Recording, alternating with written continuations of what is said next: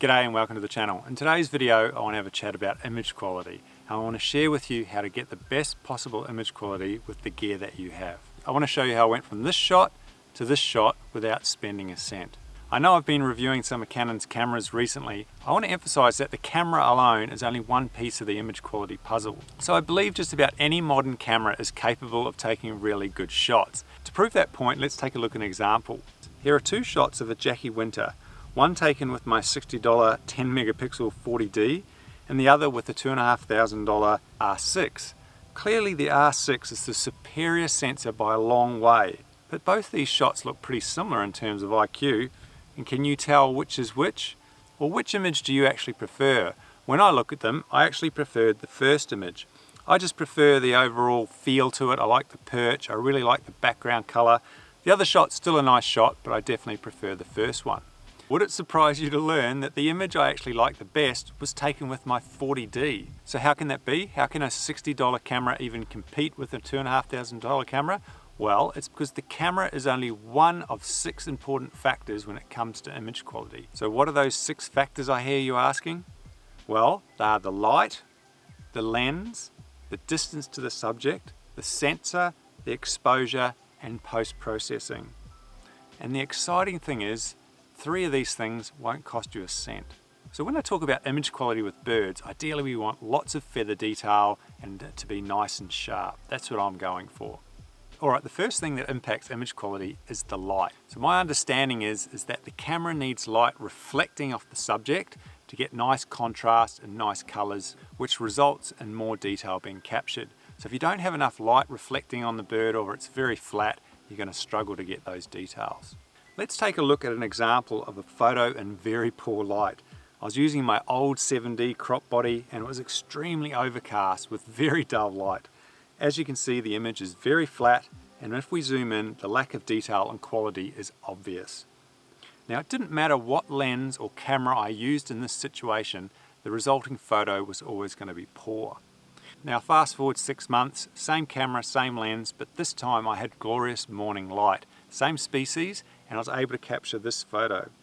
So the image comes to life with the early morning sun giving us lots of contrast, detail, and color. I was also a little bit closer and the exposure was much better. The difference between the 2 images is enormous, and the biggest change was simply the light. Alright, here's another example from my recent trip to Melbourne. I actually photographed these little hooded plovers once when it was heavily overcast and once when we had morning sun. Now you can see these 2 files side by side, what a difference it makes. Because I had light in one of them, I was able to use ISO 1600, but in the overcast conditions, I had to bump my ISO up to 6400 to get the shutter speeds, and by doing that, you're obviously going to introduce a little bit more noise. And I think the bird's actually got better image quality, even though the bird is further away. It's just that nice light that's helping us in this situation. Now, I don't want you thinking that you can only shoot when the sun's out. That's not quite the case. Often when you have enough ambient light, so you've got just a little bit of cloud or there's just a lot of light about, or possibly using flash or some other means, you can get really nice shots. And as you can see with the shot of this mulga parrot, sometimes slightly overcast conditions can actually work because it creates a bit of a diffuser, and I often enjoy slightly overcast clouds when you're in the forest because your backgrounds are often nicer. So if you're having trouble with your IQ, often one of the cheapest and simplest ways is just to wait till you have nice conditions and nice light and head out and shoot then. Alright, so probably one of the biggest factors in image quality is the lens, and there's no getting around this. With bird photography, you need focal length, so you need a lot of zoom, and without decent focal length and without a decent lens, you're really going to struggle to get nice shots. Alright, so the very first lens I ever had was the 70-200, and I got this before I even started birding. And when I took my first bird photograph, it was with this lens. So it's a non-IS 70-200 Canon. And I knew immediately that I needed more focal length. So I thought the obvious thing would just be to get a 2x converter and put it on this. So I bought an old 2x, which turns this into a 140-400. And I thought that would be the answer to all my issues. And I thought I was instantly going to get really nice shots with this. However, I was sadly mistaken. So the first shot I took with the 70-200 and the 2x was this New Holland Honeyeater. And I remember looking on the back of the camera thinking, oh, how good's this? I had the bird isolated. It just looked like a nice shot. But then I got it home, put it on the computer and took a closer look, and I was pretty unhappy with just how soft this was. Now I was shooting wide open, which is a no-no when you're using zoom lenses with converters, so that played a part, but overall just the older lens and the older converter, they just weren't up to it. The image quality of subsequent shots was just always slightly soft, and I was never happy with the final results. And ultimately that 2 times was just a complete waste of money, and I'm sure many of you have probably made that mistake as well. So I ultimately did lots and lots of research. I wanted the sharpest lens possible. As you all know, I ultimately went with the 400 5.6 because this was the sharpest lens that I could buy with the money I had. It wasn't super expensive, it was affordable, and I was really hoping that this would be the lens which would enable me to take photos of birds. And luckily it was. This version is extremely sharp, and I've used this for years and years, still use it and still get lots of nice shots. So the difference in IQ was almost immediate. I think one of the very first sessions I had was with this kookaburra. I took a number of shots, and when I got home on the computer I zoomed in and I just couldn't believe it. I was just so happy that I was finally able to take some shots that had some better sharpness. From that day forward I was just getting lots and lots of nice shots. Here's another shot of a New Holland honeyeater, and you can see the difference is just remarkable. That 400 5.6 made all the difference. So what lens should you start off with or buy? Well, that's a really hard decision. With the Canons I would suggest the 100 to 400 or the new RF 100 to 500. With Nikon, maybe the 200 to 500, Sony the 200 to 600, and with the Olympus the 300 f4 gets a lot of good press. So I know they aren't cheap, but you really need to save your money and invest in a quality lens if you want to take nice bird photographs. And my advice would always be to upgrade that lens before you upgrade the camera for sure. Now the ultimate lenses of course are the big primes. They just have amazing image quality, they're really, really fast, but with that comes a lot of weight, they're quite heavy, and they're super expensive and out of reach of most people. But I want to reassure you that you don't need one of these big primes to get nice shots, and hopefully I've shown that in my budget gear challenge video and my video last week with the Canon 6 and 800 f11 lenses. You can definitely get nice shots without these super expensive lenses. Alright, so that moves us on to the distance to subject, and this is probably the thing that will make the biggest difference to your image quality. I think a lot of people crop very heavily, or they just can't get close, and then they wonder why their images just lack detail and quality. If you have to crop your image a lot, or the bird is tiny in the frame, it doesn't matter what you do, that image quality is just never going to quite be there. So I can't stress how important it is to get the bird big in the frame. So for example, if you take a look at this red-capped robin shot, I quite like the wide habitat feel to this, but the bird was tiny. Now if I was to crop heavily on the bird, it still looks okay, but we're just missing the fine feather detail. And I just wouldn't be happy with this shot if that was my framing. Now I used the same lens, the same camera, the same bird, but I was able to get much closer on this next shot, and you can just see how much detail we've now captured. We've got fine feather detail, it just looks fantastic, and that's just purely because of the change in the distance I was to that bird. So how do we get close? Well, unfortunately it can be very, very difficult, and I understand how hard it can be, especially in countries where birds just don't tolerate humans. However, the obvious way is just your focal length. So the focal length is kind of how much zoom you have. The more focal length you have, the bigger the bird's going to be and the more zoom you have. So with birding, I would generally suggest as a minimum of about 300 on an APS-C or a crop body and 400 on a full frame. Anything smaller than that and you're just going to be struggling. Now just to give you a comparison of what a difference it makes, on the screen this is a shot of a Jackie Winter at 70 millimeters, so quite wide. At 70 millimeters the bird's tiny, you can see the background, huge depth of field, and you'd really struggle to get a nice bird image at 70 millimeters. Now if you compare that to about 1120 millimeters full frame equivalent, which is quite a lot, the bird is now massive and it's almost filling the frame. So what a difference between 70 and 1120. With 1120, I'm 8 meters away and the bird's full frame. And that's the advantage of having lots of focal length. And the second way to make the bird bigger in the frame is just to get physically closer. Now there's a few different strategies you can employ. You can try and find tame birds that'll let you get close, setting up hides, set up next to water features, mealworms. There's a few different ways of getting the birds closer to you. Just walking around the bush and approaching birds is very difficult and a very hard way to get nice shots.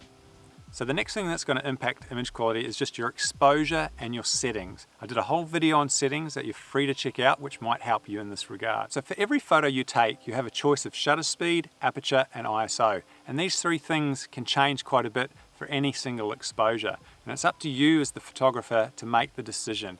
Do you want higher shutter speeds, or do you want less depth of field or more depth of field? And then the ISO obviously will increase or decrease the amount of noise that you're kind of getting in your images. And this can be a little bit difficult and will vary from photographer to photographer. But the rule of thumb generally is the higher your ISO, the more noise and the less image quality you're going to have. Now there are a number of factors here: the camera, the light you have, the color of your background, whether it's underexposed or overexposed. There's lots of factors, but on the whole, the higher the ISO, the higher your noise is going to be. And you can see that with this comparison image.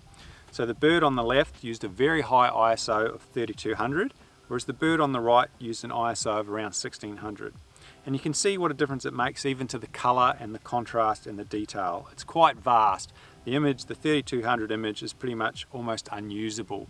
Even though it was taken with the same camera, the same lens on the same perch, it's just the settings made that much of a difference. Now it's also important to know that the type of camera, whether it's full frame, crop, and the differences these will make with ISO. And you will know that. So with my 7D, which is a really old Canon crop body, the maximum ISO I used to want to go on that is 1600. That would actually have a fair bit of noise, and I would much prefer 800. However, my R6, I can now go to 12,800 and happily shoot at that, and even 6400. So my newer R6 has almost got 3 stops more ISO capability than the old 7D. So the type of camera you have will influence these settings. Basically what that means is if you've got an older camera that doesn't handle high ISO very well, you're going to have to use lower shutter speed. Using lower shutter speeds often leads to soft or blurry images, which of course impacts your image quality. So with this eastern yellow robin on the side of a tree, I was shooting with a 7D at ISO 1600. I had to use a very low shutter speed of 1/60th of a second just to get a shot. Now, obviously in a burst I got one shot, but the majority of them were soft like this one. And ultimately you'd end up missing a lot of shots if you're having to use that low of a shutter speed. Now we also have to be sure that we don't under or overexpose our images. If we underexpose our images heavily, that is, they're too dark, when you increase the exposure in the shadows in post, you're going to introduce a lot of noise and your image quality will drop. If you overexpose the image, that is, it's way too bright, you're going to blow all the details in the bright parts of your image and you won't be able to recover those. And it also impacts heavily on the color of the image. So I highly suggest trying to get your exposure right. That will definitely help improve your image quality. Alright, so that brings us on to the sensor or the camera. How important is that when it comes to image quality? Well, in poor conditions, it's very important. When you've got nice light, not so much. These new cameras just allow you to get shots that you just couldn't dream of with older cameras. And this was apparent when we went into the rainforest recently and photographed these eastern yellow robins. We were shooting at ISOs of 12,800, which is really high compared to my old cameras, and we were still able to capture images that I am very happy with. This has just opened up more possibilities than I've ever had before.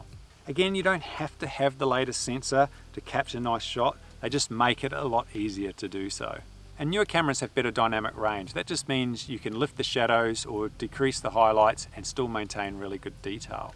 So the larger megapixel cameras such as the R5 or the D850, these just allow you to crop quite heavily and still maintain relatively large files. And that's another advantage of the sensor. So the final step on improving your image quality is your post-processing. I find the processing is just the final step in this digital workflow. If you don't process your images, you're doing them a real disservice in my opinion. Take a look at this kookaburra shot. The raw file is very flat, it's missing color, and it's just not how the scene looked. I would never use an image straight from the camera, as you're letting the camera apply the post-processing within the camera. It sets the white balance, the sharpness, the contrast. The camera is doing the processing, and we don't want that. We want the control of how that final image is going to look. And to do that, I use Lightroom, which I use for my RAW converter, where I adjust those sliders to change the exposure, the highlights, the white balance, etc. Each camera manufacturer has their own RAW converters, which you can use often for free. I would highly suggest having a look at how your RAW converter changes the look of your image. Now the final step for me is to use Photoshop. Now I know there's a huge steep learning curve when it comes to Photoshop. There's lots of different things that Photoshop excels at, and I highly suggest looking at some YouTube videos on that. So now I'm very open about how I process my images. I'm quite happy to share the raw file and the final photo. I'm not trying to deceive anyone, and ultimately all these photos that I process are for me. They're for my personal enjoyment, and I'm happy to share those with others. And I think everybody should have that creative freedom to do what they like. They just need to be really honest about it. And don't forget that processing is not going to make a bad image good, it's just going to make a good image better.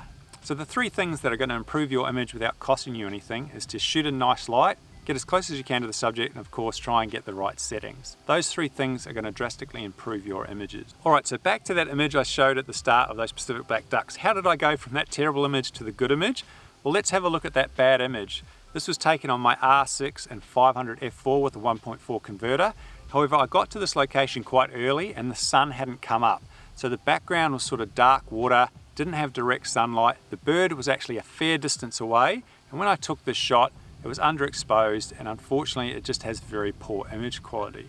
Now fast forward 45 minutes, the sun's come up, the birds come close to me, I've rattled off a number of shots, and boy, look at the difference in the 2 images. The new image where the bird was much closer and nice light and better exposed, it just looks 10 times better. The image quality pops.